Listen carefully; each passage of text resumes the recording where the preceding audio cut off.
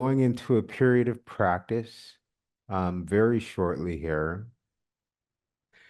And I've been thinking of an idea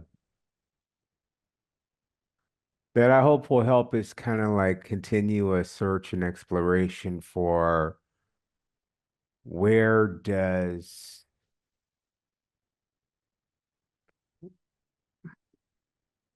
how well can I be aligned in ending this year, ending this day, but how can I open myself up to be a little more deeply aligned with the guidance that I think that I may need going into this new year.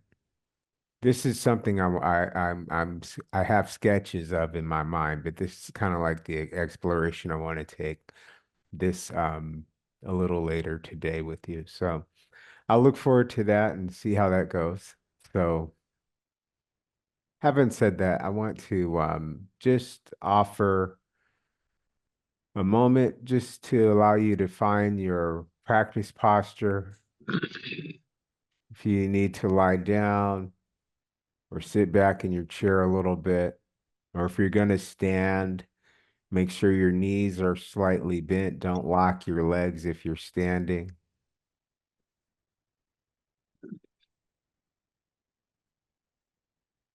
And whatever you do, move gently. Just kind of turn the volume of your awareness up.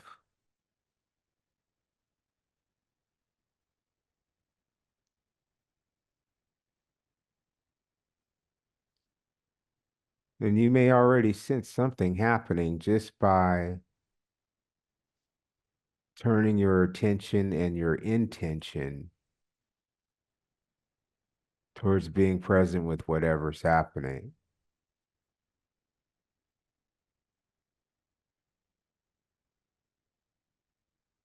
Just turn the awareness up.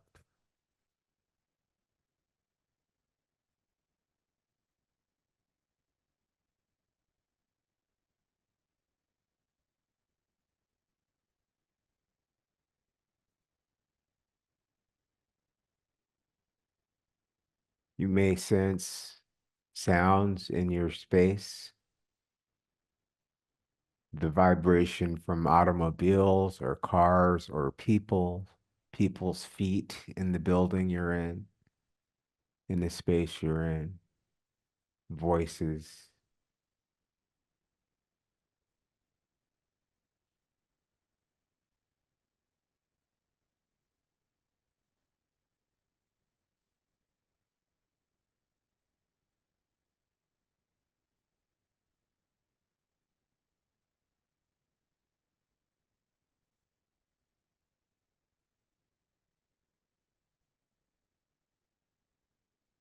Turning up our volume of awareness allows us to account for the things that are in our space, what we're sharing space with,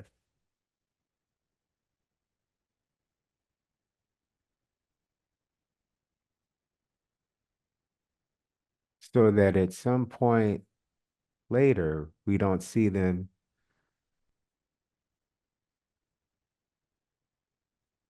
as distractions or things that are blocking us or things that are in the way.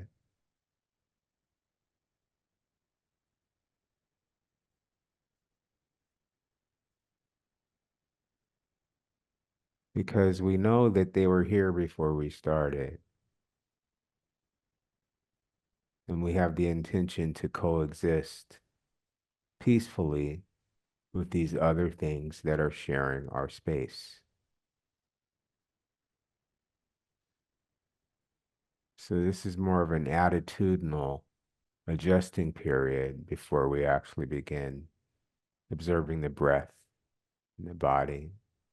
Just allow yourself to attitudinally adjust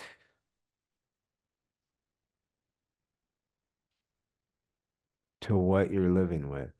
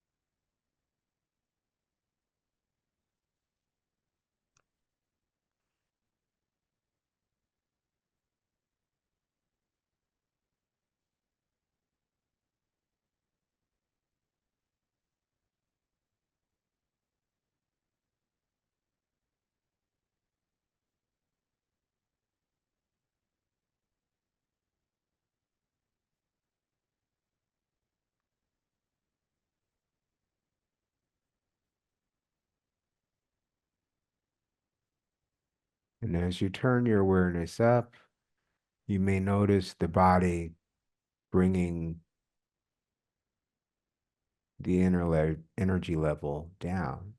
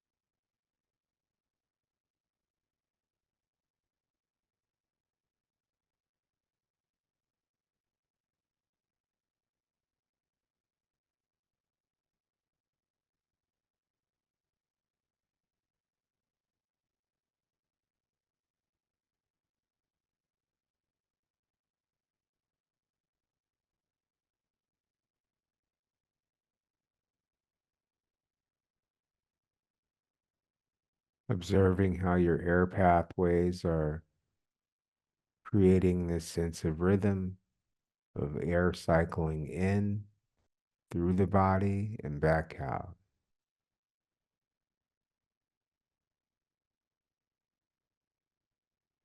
And allow it to remain as natural and uninterrupted as possible.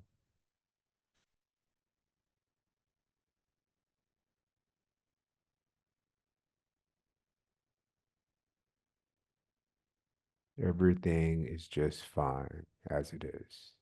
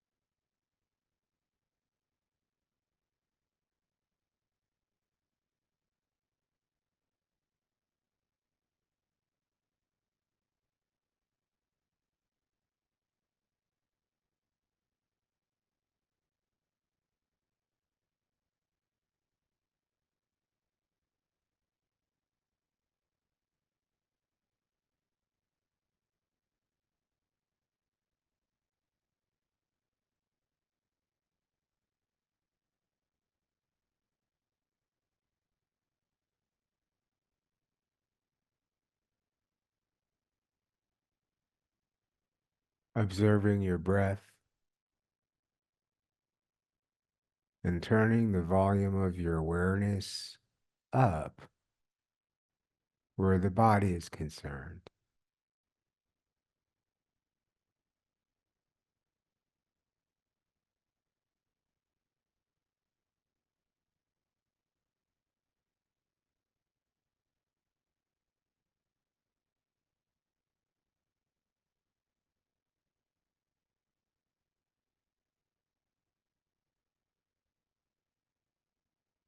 Can you allow your awareness to go to the extremities of your physical body, meaning the the extensions of the hands and fingers, the feet and and the toes, the back and the spine, the lower thigh and the under thigh. Allow your awareness to go to all segments of your body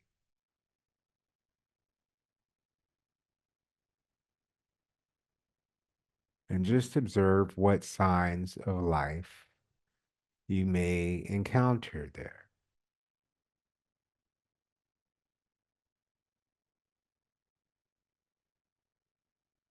A tingle is a sign of life. An impulse are signs of life. Warmth and cold are signs of life. Even pain and irritants are signs of life.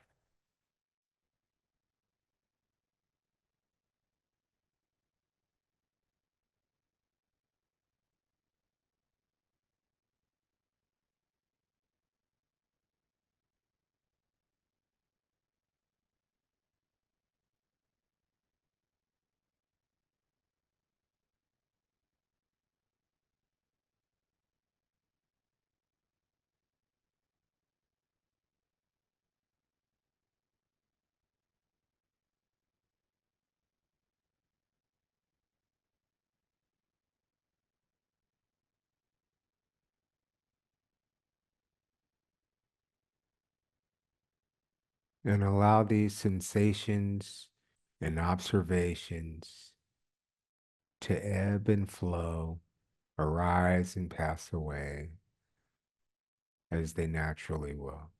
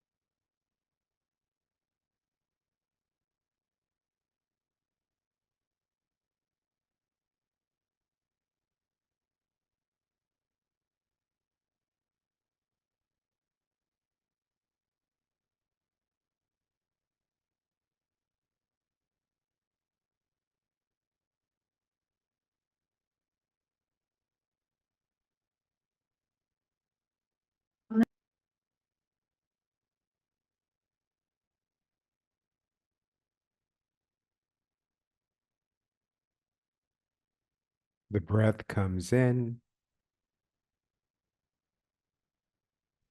the breath goes out.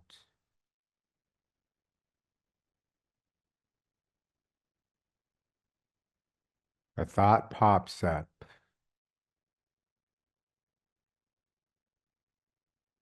and then it diminishes.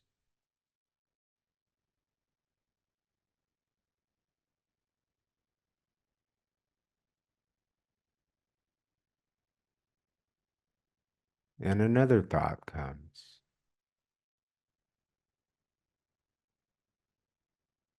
and it doesn't diminish.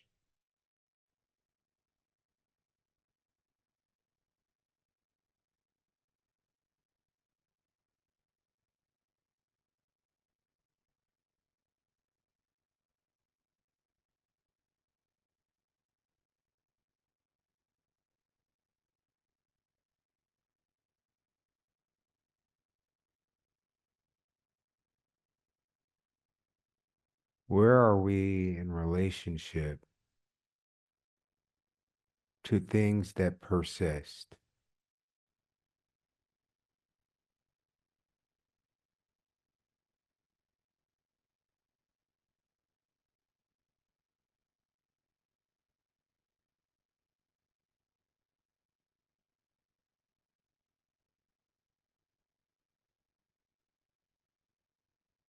If we examine some of these things, we may note that they're not really contributing anything of value to this present moment, but they are present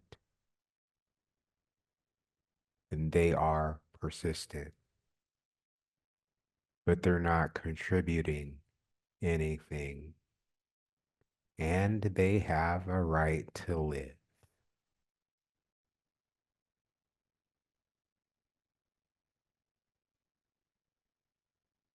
So, how do you coexist with a mind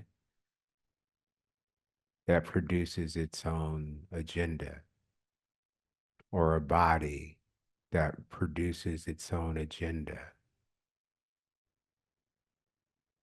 or an environment that doesn't seem to be aware of your agenda? How do you coexist with all of these agendas?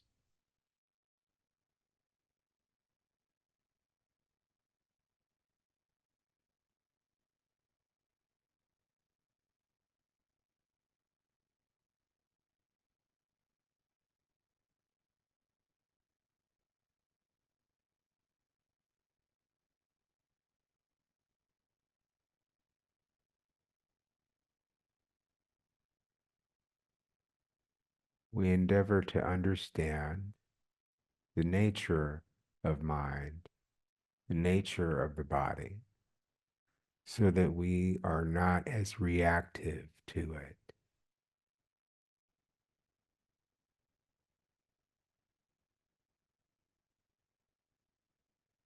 not as reactive to our mind, our body, our environment, and not as reactive to this world.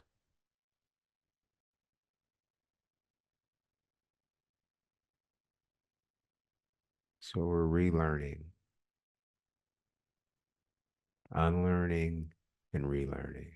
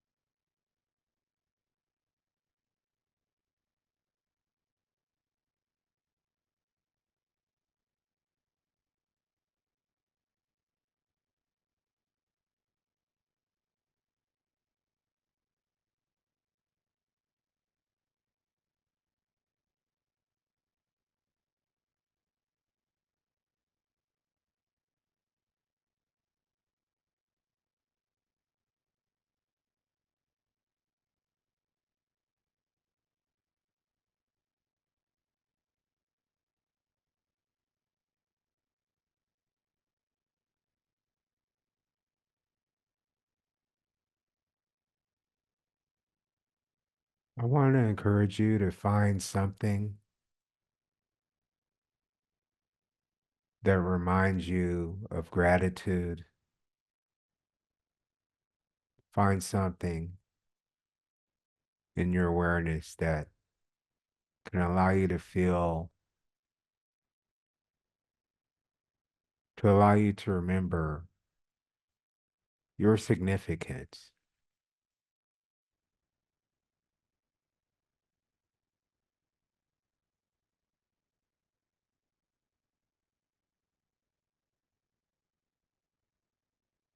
Allow yourself to find someone else who has been very significant for you.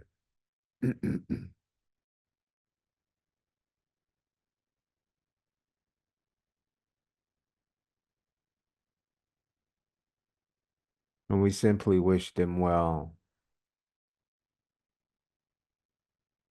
blended with our sense of gratitude.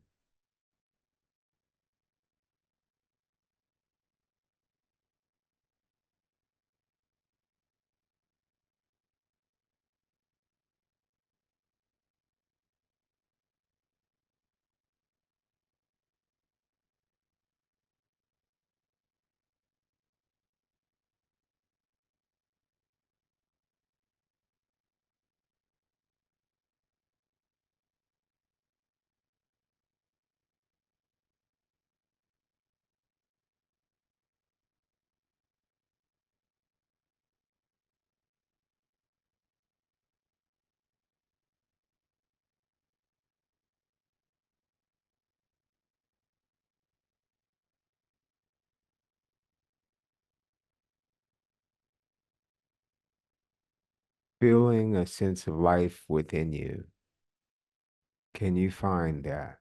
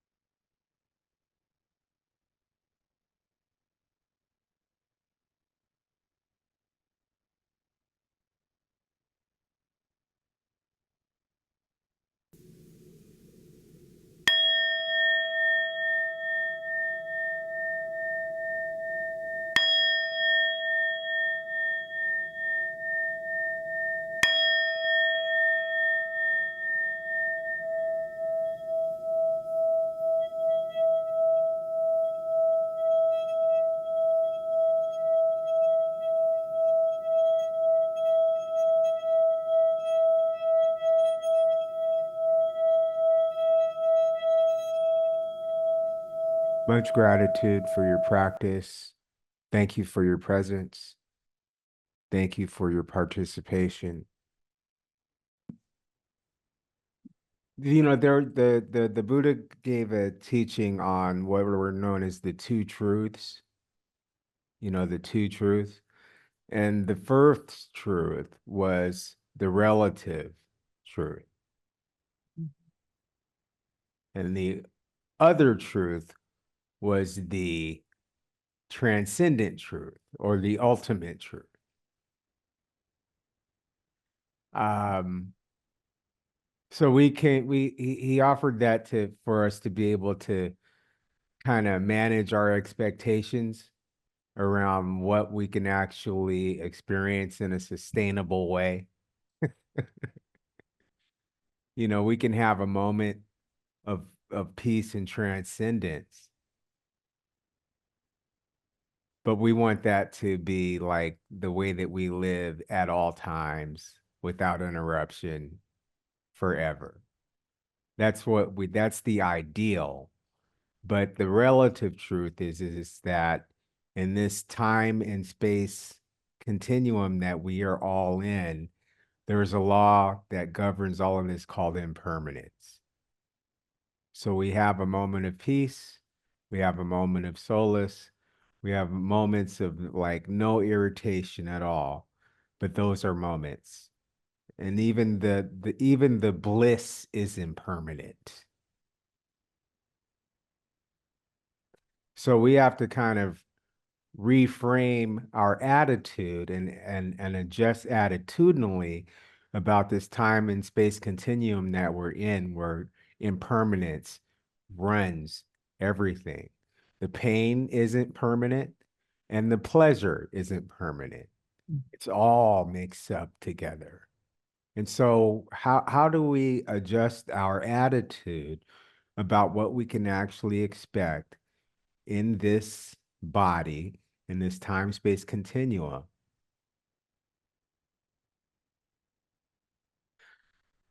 Liz, I'm becoming more and more persuaded that impermanence washes away every sense of accomplishment I make, be it spiritual, be it physical, be it material. Impermanence washes away. It makes me start all over again with whatever it is I'm trying to get done. There's a lot of room to examine that, but my expectations can, I can find a new baseline for my expectations about how sustainable these states of mind. And one of the things that I've been feeling and given some thought to, a lot of thought to, is just what are the things that are governing us and that are informing our sense of direction about our life. Now, I say this strictly from like a Western philosophical point of view or Western spiritual tradition point of view, because although we are in a Buddhist meditation center, my I gather that most of us didn't start our lives out in a Buddhist meditation center or in a Buddhist culture or in a space where these things were taught as a young child, and this is kind of like the apparatuses that we grew up in, informing our consciousness. Most of us who were born and raised in the United States or some part of the Western world were probably informed by Catholicism, Christianity, Judaism,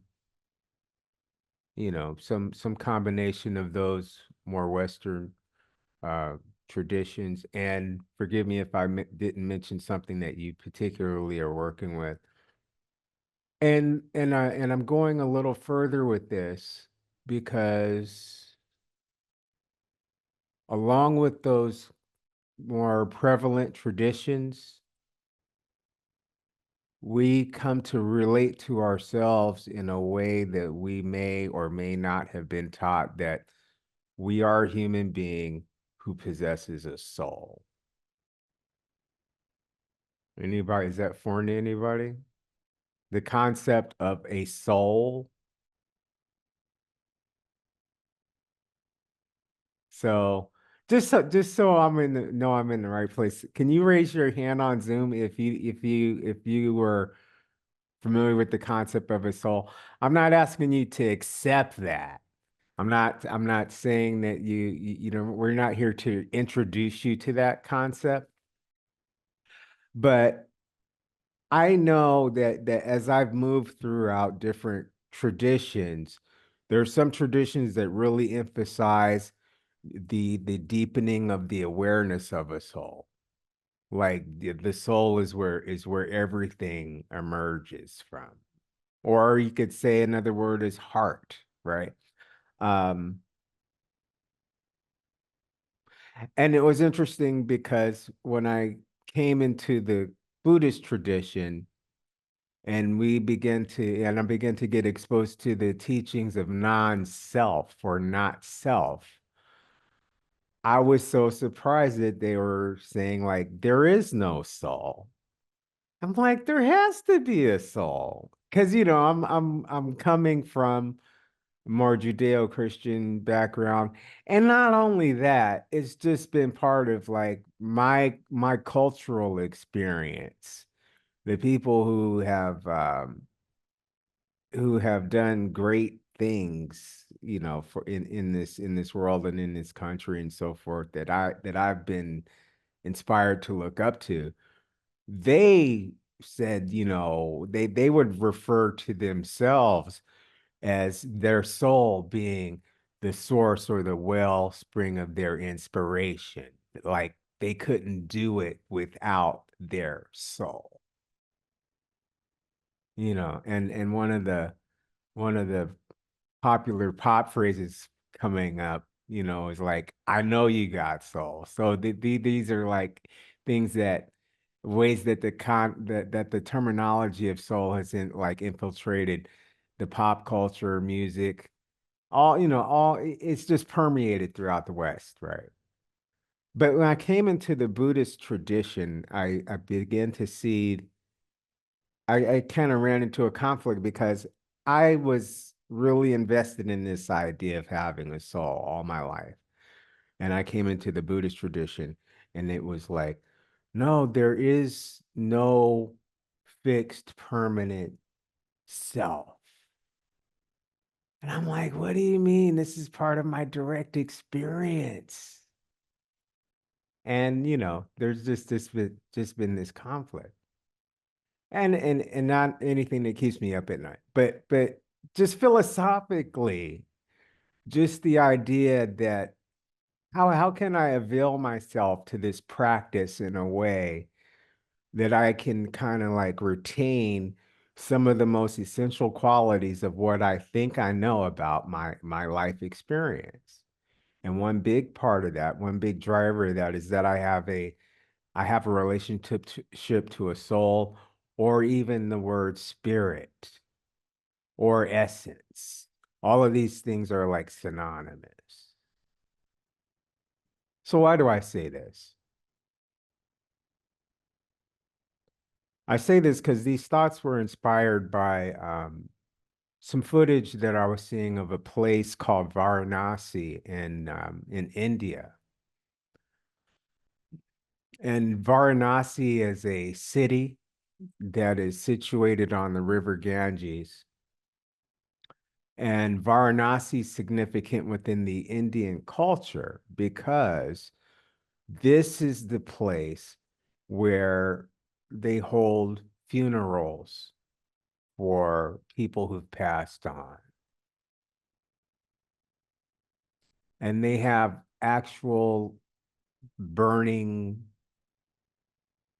cadavers or bodies. People hold it's like an open air cemetery where they literally burn bodies right there. And there's a whole ritual and ceremony around it. And so the people that are responsible for that whole mechanism and offering that service are called the Dhamraja. And in that area, there is an actual fire upon which is the source for each fire or body that will be cremated. There is one source, and that fire has been burning. It has never been allowed to be put out for over 3,500 years. This particular, yes, this particular tradition of these outdoor cremations on the river Ganges started has been going on for thousands of years, but it's part of India's deep spiritual tradition, their culture, their heritage. And the people that are in charge of that whole process, that crematory process,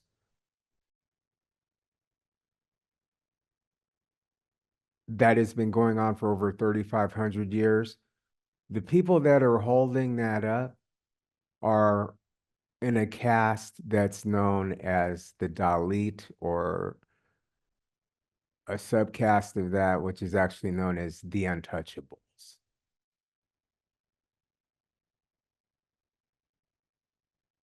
So for the past 3,500 years, one of the most significant parts of the experience of how people are releasing their attachment to their loved ones in Varanasi. One of the things about going to Varanasi is that at that particular location, to die there, to be offered back to the earth, um, as I understand it, is that you have a higher chance of exiting the cycle of birth and rebirth within that particular spiritual system of Hinduism. So there's this thing called reincarnation. If you die in Varanasi, the legend says you will have a higher chance of exiting that cycle of birth and rebirth. So anyway, there's a lot of emphasis on that. But this, I just wanted to set a framework to understand why I'm looking at this and this whole aspect of where this is happening. Started out talking about the importance of a soul or spirit or essence, and then there's a conflict with this idea in the Buddhist philosophy that there is no soul. Now we're talking about cremation, right? But where I'm going is to this river. Now, when the body is fully cremated, they take the ashes and the Dhamraja, they'll go down into the actual water of the Ganges River and they'll begin to sift out the ashes and release those ashes into the water. And they're in the water with the bowl and they're just kind of allowing the water to kind of integrate with the ashes. So they are completely, deeply involved in this process. And the river Ganges is there to receive all of it. It's supporting all of it. The river Ganges is a specific location. It's a specific body of water. It has a specific length. It has a specific width, and it has varying depths. But it's always been pretty much exactly where it is now. If you pick any river, if you have a favorite river, now I'll give you a second to just think about this. If you have a favorite river, it has a beginning and an ending. It has a length. It has a certain varying points of width, varying points of depth, and it moves. And the Ganges River moves. The Mississippi River moves. The river in the Amazon moves, but it's yet at the same time, it's set, it's stable. You can Google map it and it'll you can find it on a map and it'll be in the same location the entire span of our lifetime. You can count on it. So what am I getting to?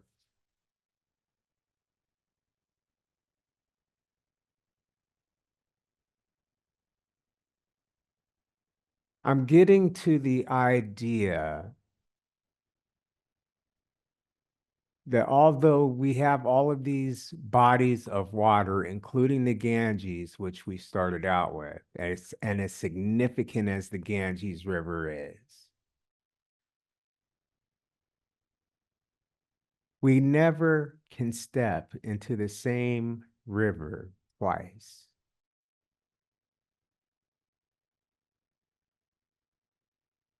As often as the Dhamaraja goes into that river and releases the ashes of the loved ones in the deceased, each time they go in, it's still the Ganges River,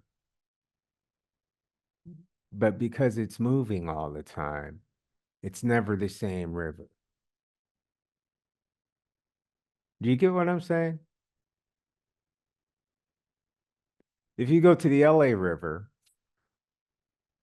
or any river that you choose that you have a direct experience with, you step into that river, if it's a moving body of water, it's the same. The river has a name, it has a location, and it has a certain dimension and size and depth to it, but it's not the same river. You can never step into the same river twice.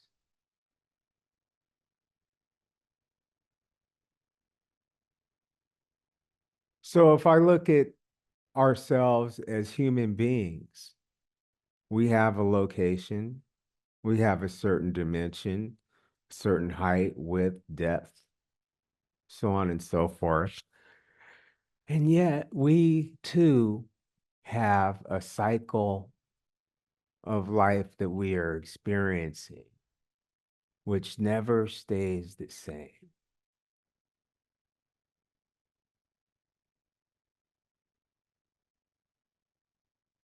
I'm kind of likening the human experience to that of a river. The Buddhist philosophy suggests that there is no fixed, permanent, identifiable self here. And I've already said that I've had some conflict with that because part of my orientation in life has been to really get to know what my spirit is and what it's trying to say, and how can I allow myself to become more subjected to it. It seems to have the better ideas. It seems, when I trust my heart, as we say, that's a popular thing to do, then I can trust, that there will be a better outcome than just my intellectual kind of approach. Now, the Buddhist philosophy says this idea of a spirit within the Buddhist philosophy is what is called Atman, Atman. You can write that down if you want. And that is the idea of a human essence, spirit, soul, so on and so forth. Within the Hindu tradition, it is encouraged to look at oneself as having a spirit, kind of like the Western tradition does, right? And the idea within the Hindu tradition is that the goal is to have one's spirit come into full alignment with Brahman, who is the chief deity, kind of like God or Jesus or something like that in Western tradition. But it's to have one's spirit come into like a full alignment with Brahman. That's one part of the philosophy that Buddhism kind of moved away from. What am I getting to here is that Atman is the term for spirit within the Buddhist philosophy, but the Buddhist philosophy is telling us that there is no fixed and permanent sense of self or essence or spirit. And I'm coming to an agreement around that because of this notion of a river. The Buddhist philosophy said that there is no fixed and permanent sense of self. I'm like, okay, I get that. But if I look at myself and I see that I am contained in one, I can only be in one place at one time, just like a river. But in that one place and one time, I could have a flood of different things happening inside. I'm like, yes, I still believe that I have a spirit and an essence and a soul. But I'm also seeing that this essence is in flux all of the time.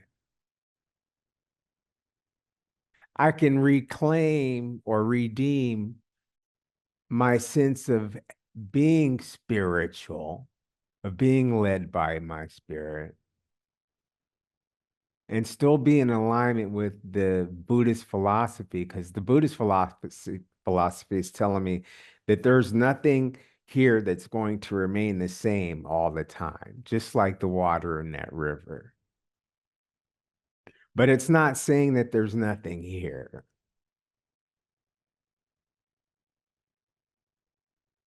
It's just saying it's not going to be the same all the time. It's not fixed.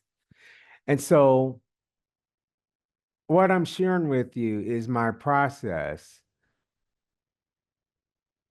of being in conflict with the philosophy and then coming in around like almost full circle to see that, okay, this is the actual nature of what my spiritual orientation is. This is why it's been so daunting, is because my very spirit or essence is changing all the time. But it's so essential to me to be my authentic self. And I'm learning and I'm very invested in listening to it and being informed by it as opposed to my intellect.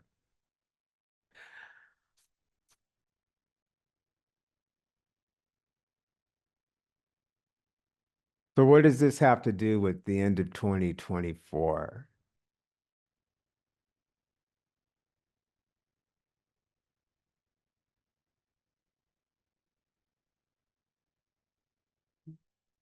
How is this going to inform me in 2025?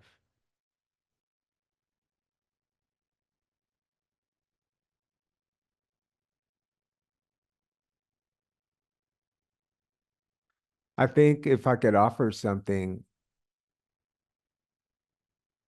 I think if we can approach this time, this ending time and what will be a beginning time, if we can approach these things with a sense of understanding human nature itself.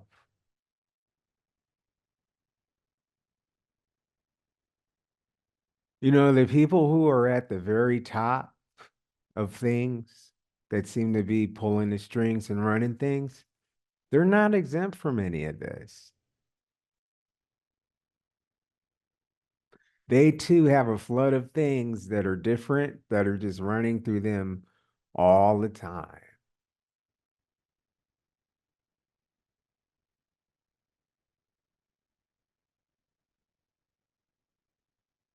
And so I'm offering this today, people. It's just part of really what was part of my own process of thinking and relating to myself.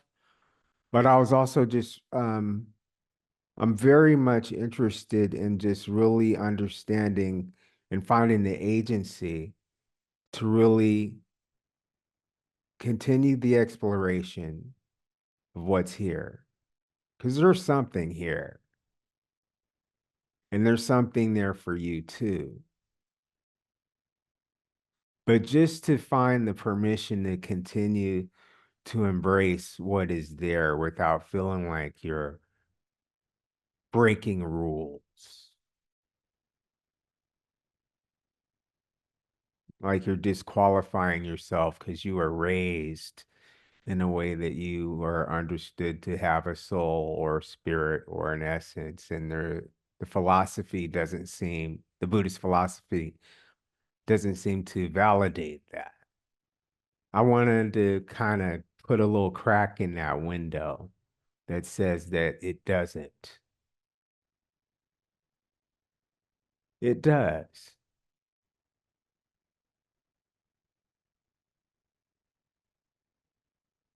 It really does. Western science can kind of rob us of some things. It can take some things away from us that we thought we didn't need. And I don't know where all of you are right now, but I know that there has been a lot of what we call soul searching this year. And that's not a waste of time to do that. But just understand the field of what you're searching is changing all the time. But it does have definition and it does have body and substance, but it's changing all the time.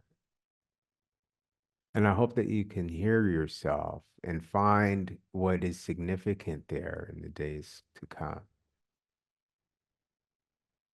What I'm sharing with you is basically some sketches of an outline of a bigger idea, but I wanted to offer just a peek into it, and I hope it didn't scramble you too much.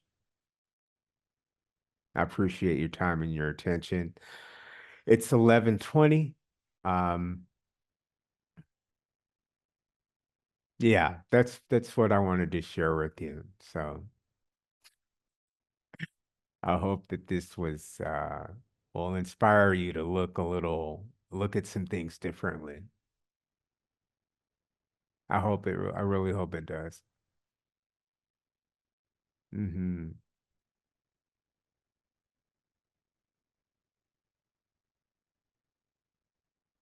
Mm.